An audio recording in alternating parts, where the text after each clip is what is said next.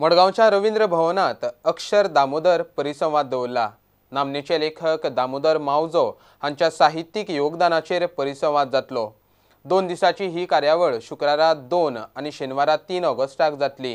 केपें सरकारी महाविद्यालयाचो कोंकणी विभाग, उच्च शिक्षण खातें आनी रवींद्र भवन मडगांवान मेळून हो परिसंवाद दवरला।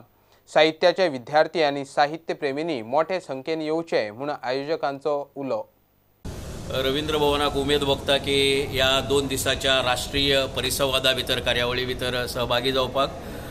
उक्तावण सुवाळो ह्या कार्यावळीचो 2 ऑगस्टाक सकाळ फुडें 9:30 वरांचेर जातलो। भाई मावजो, दामोदर मावजो हांच्या साहित्याचेर विश्लेशणात्मक नदरेंतल्यान भरपूर चर्चा जातली। गोंयच्या विद्यार्थी वर्गाक हांगा आपोवणें दिल्लें आसा आनी खास करून जे संशोधनात्मक वावर करतात ते तांच्या साहित्याचेर चर्चा करतले। सरकारी महाविद्यालय केपेंचो कोंकणी विभाग, गोंय सरकारचे उच्च शिक्षण संचालनालय आणि रवींद्र भवन मडगांव ह्या तिन्ही संस्थांनी जोडपालवान 2 आणि 3 ऑगस्ट ह्या दिसाक दामोदर मावजो हांच्या पुराय साहित्याचेर 2 दिसाचो राष्ट्रीय परिसंवादाचें आयोजन केलां।